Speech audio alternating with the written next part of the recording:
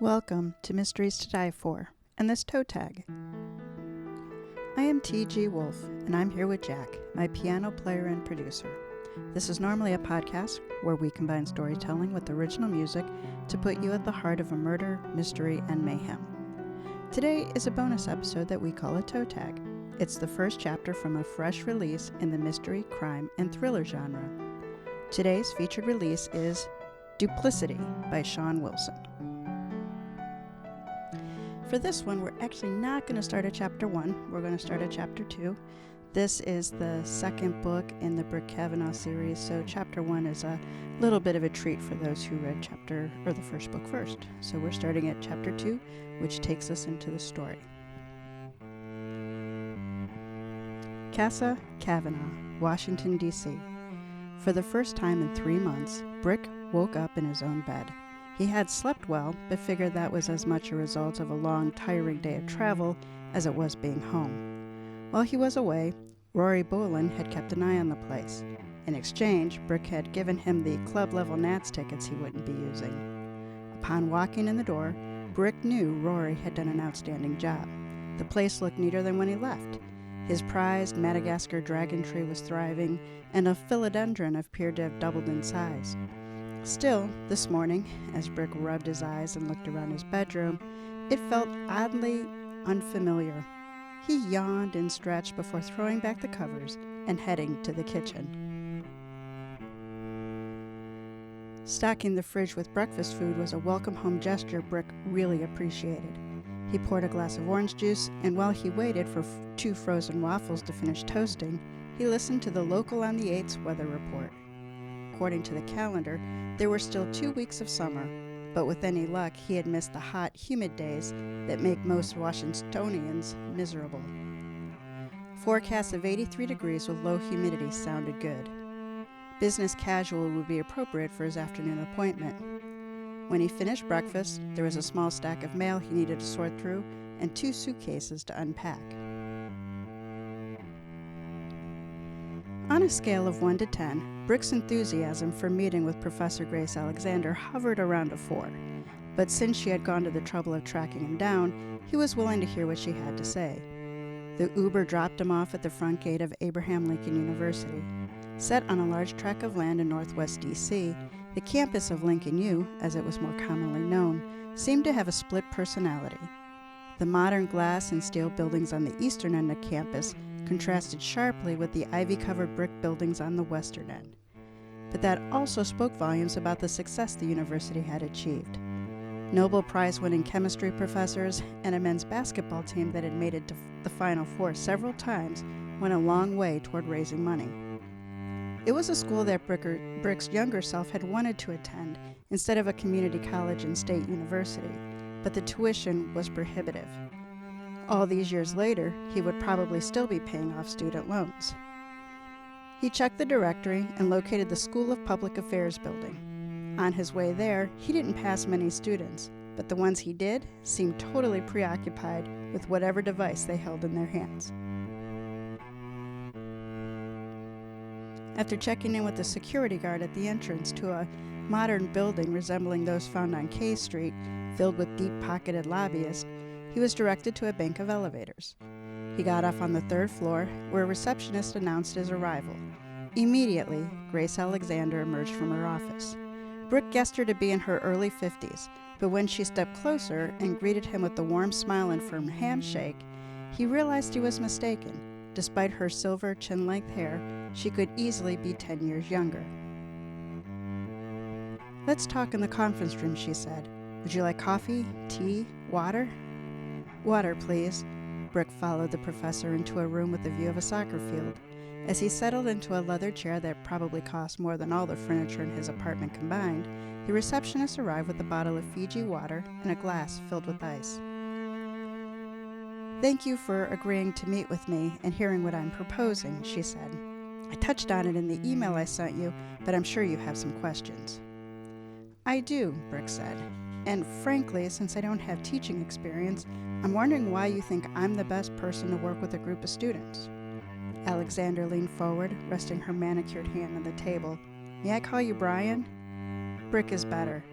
despite a few strands of gray, the nickname of his youth based on his red hair would, undoubtedly, always be his preference. "Oh yes, I remember that from the article in the Washington Post magazine," she said. Without realizing it, Brick rolled his eyes. He felt heat rising around his collar and shifted in his chair. "I take it the article makes you uncomfortable," she said. Brick nodded. "For most of my career I flew under the radar. The Delgado case changed everything. Now total strangers know where I live, where and what I drink, and things about me I never planned to share, but others who were interviewed did. Case in point is how you found me." "That's correct," the professor said, "although Amon Bolin protect your privacy by just passing along my contact information to you. I had no idea where you were until you responded." "I'm not surprised. Amon always has my back. Anyway, I am curious why you think I'm the best person for the job."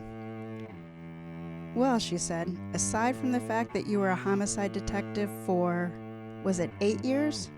10, he corrected. "I think the complexity of the Delgado case showed the determination a detective needs in order to succeed," she said. "And who better to mentor graduate students pursuing careers with the FBI or the ATF than someone who has, as the saying goes, walked the walk?" Brick uncapped the bottle of Fiji water and poured some into a glass. He appreciated her logic, but walking the walk often comes with a price. Rather than students being motivated, they may end up reevaluating their career choices when the reality of the job sets in. He took a sip of water and then set it aside. "What exactly did you have in mind for this project?" "As I mentioned in my email," she said, "this would be for a select number of graduate students.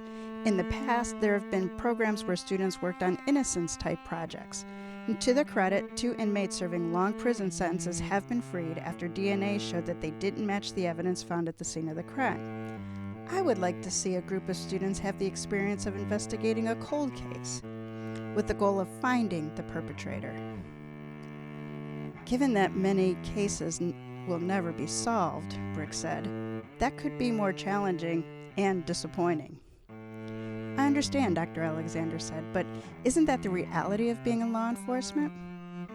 "Definitely. I mean, arrest always brings satisfaction," Brick said, "but an unsolved case is the one that wakes you up sweating in the middle of the night." Brick thought for a moment. Being involved in solving a cold case did appeal to him. It's not that he believed in being able to provide closure for victim survivors. Knowing what happened is always preferable to living in limbo. "Do you have a specific case in mind?" he asked. "I have, and it hits very close to home," she said. "About 3 years ago, a Lincoln U student named Henry Yang was the victim of a hit and run in Rock Creek Park.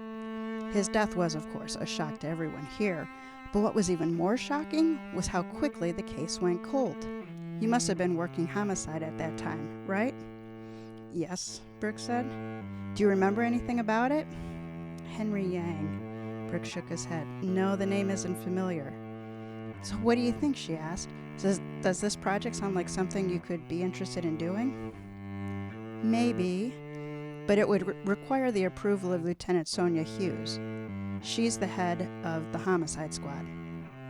"I understand." Professor Alexander hesitated for a moment. "If you're willing to get involved, I'm thinking a request from you would carry more weight than if I contact the lieutenant first." Brick was silent for a minute. "Thanks for offering me this opportunity, but I need to think about it for a day or so." "Fair enough." Professor Alexander smiled warmly as she handed Brick her business card. "I look forward to hearing what you decide." As Brick headed to the elevator, it occurred to him that had he taken a day or two to think back in April, instead of acting impulsively, in all probability, he would still be a homicide detective. All right, there we have the second chapter of Duplicity by Shawn Wilson. It was released in October 2022 from Ocean View Publishing. It is available from Amazon and other retailers. So let's learn a little about Shawn. She is a produced playwright and the author of Relentless, the first novel in the Brick Kavanagh mystery series. She earned a bachelor degree in... Let's learn a little bit about Shawn Wilson. She is a produced playwright and the author of Relentless. Damn it! Let's learn a little bit about Shawn Wilson. She is a produced playwright and the author of Relentless, the first novel in the Brick Kavanagh series. She earned a Bachelor of Science Degree in Administration of Justice from American University in Washington, D.C., and spent over 30 years working for the U.S. Marshals Service, the U.S. Attorney's Office, the Federal Bureau of Prisons, and the Administrative Office of the U.S. Courts. Having traveled on 5 continents, she is very happy to call Chicago home. All right, now for my review. So Duplicity is a mystery, the kind that I call a follow-along. So it's not a whodunit where we're trying to solve the mystery, and it's not a how you gonna catch him like Columbo. We're living this one right along with Brick. Brick Kavanagh is officially retired from the DC Police Homicide Squad, as you heard. Unofficially, though, he's got a few irons in the fire. The most promising is an airline stewardess named Nora that just might be worth relocating to Chicago for. A potential paying gig, Brick is invited to mentor students through a cold case in their own backyard. That's what we just heard the intro to. And then there is that thing that happens to his partner's wife. For that, everything else can wait.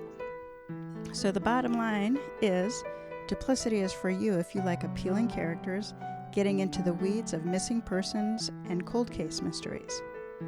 The strengths of the story? Well, Brian Brick Kavanagh, he's a strong leading character and you want him to succeed. The secondary characters are equally engaging and always a winner with me. I could keep them straight. The missing person and cold case storylines, they do hold up front to back and back to front. And the rapid storytelling style is engaging, and it kept me wanting to know what happens next. Where the storyline fell short of ideal. While there were no plot holes, the main storyline pivoted to resolution on a coincidence, not Brick's action or deductions.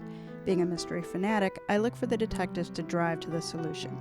In this case, it was more that he was in the right place at the right time, which falls short of ideal. Notably, Brick does drive the solution of the secondary storyline. If it wasn't for him sticking with what should have been a dead-end lead and pressing buttons marked "Do Not Touch," then the status quo would have been sadly maintained. So that is it. Check out Duplicity by Shawn Wilson. Read the book and write a review and help other people find her. Thank you very much, and we will catch you back here next week for our regular episode of Mysteries to Die For.